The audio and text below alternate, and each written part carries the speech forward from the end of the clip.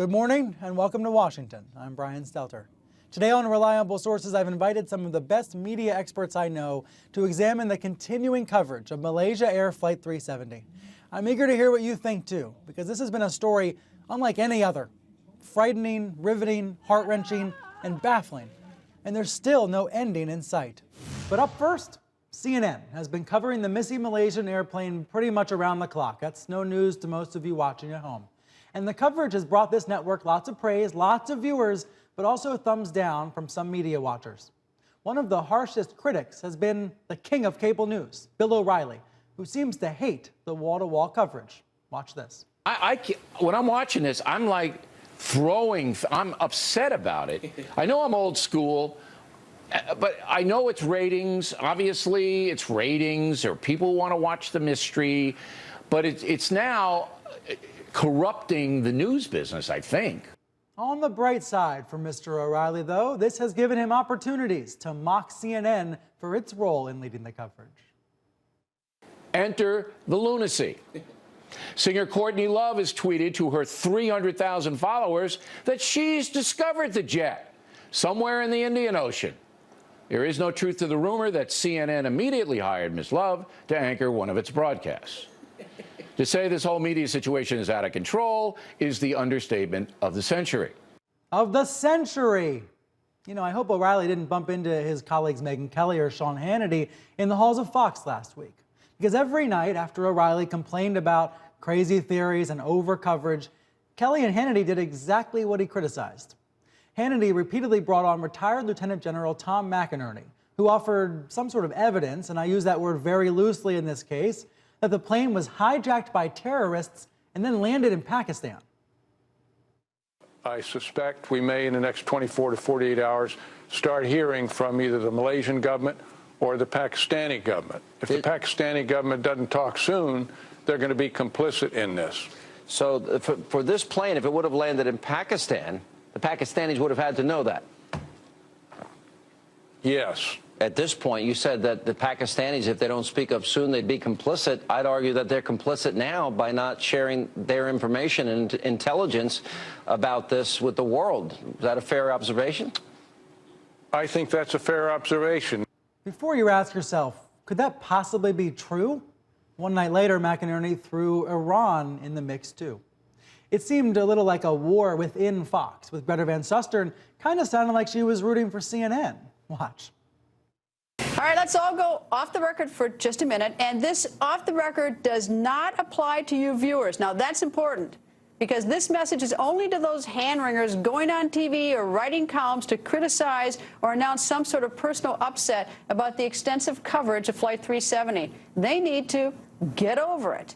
Have they forgotten that 239 people are missing or maybe even murdered? 239? What's interesting about all these clips is that they show the split that does exist in the media right now about how and how much the missing plane should be covered.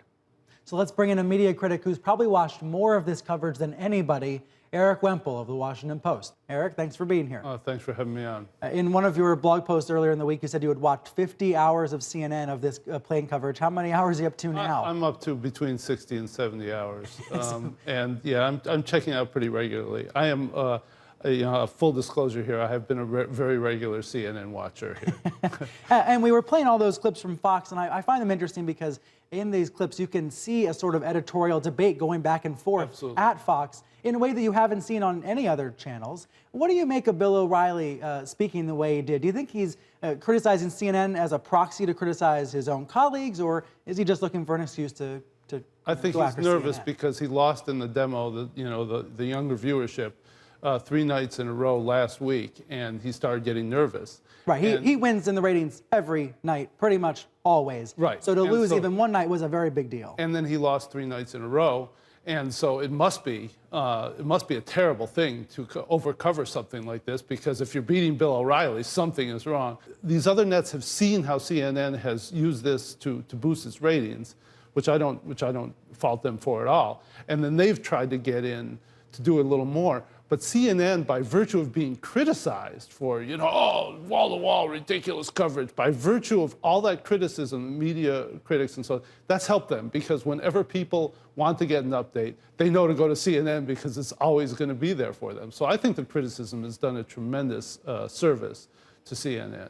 We heard Bill O'Reilly this week saying that over coverage of a story like this corrupts the news business. Yeah, it's nonsense. No? Over coverage, I think, gets a bad rap. It's on some of these sites and some of the critics, it's over coverage, as if simply going heavy on a story is a sin in itself. Now, think about newspaper columnists or any print reporters. Mm-hmm. When they stay on a story, they get awards, and the awards always say stick-to-itiveness. He's on the story, non-stopping, never let go of the story. But the moment a TV network does the nonstop coverage, they're a source of derision. So how is that? I mean, I think that we have to stop reflexively, criticizing overcoverage or nonstop coverage. I like it. I think when news organizations make strong decisions to go heavy on something and they put resources behind it, oftentimes very good things happen. They break news.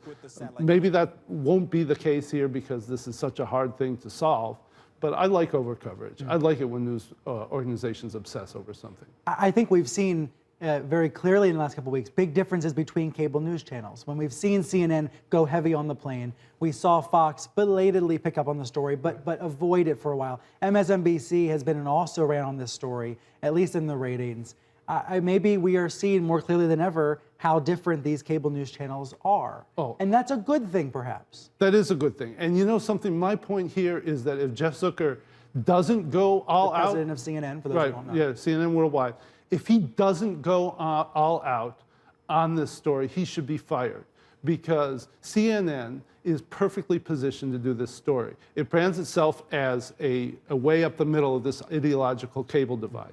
There's nothing more unideological on this story, at least the way it looks now, than a missing airliner. I mean, there is nothing more non-ideological. So that's one, CNN. Two, it's an international story. CNN is way more suited to carry out this story than its other. It invests overseas. It has bureaus everywhere. Yeah. And as I was talking about that reportorial muscle, right. It has to do this. If it doesn't do this, your leadership should be fired and marched right out of their offices.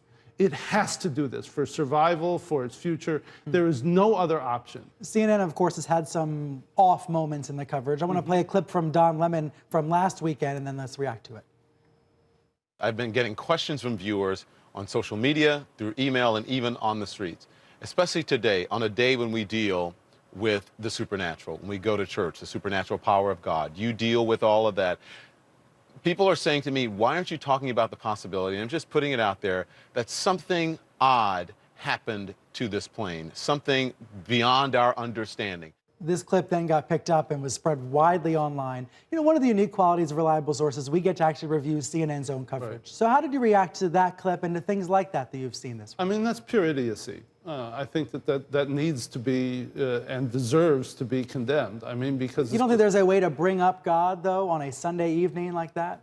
No. No? No, I would be against it. CNN, after all, talks about its reporting, has bureaus and reporters and producers, and it's got all this muscle to report. And then you're talking about God while this still is, very much an ongoing thing. I don't think so. And I think that the derision over that particular issue, it gives the critics a foothold, when in fact I do believe, having watched mountains of CNN coverage, that there's been a lot of very good, solid, explanatory stuff. I like Martin Savage up there in Mississauga, Ontario, in that flight simulator, talking about like what would happen here, and it gives you sort of a sense of what might have gone on. It's as close to sort of responsible speculation as I think that you can get.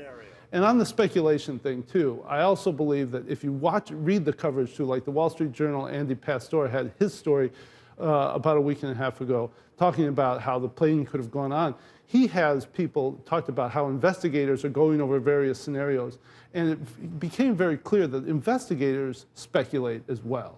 So when you have officialdom speculating, I think it's less condemnable when news organizations engage in it. Eric, thanks for joining me. Pleasure to be here.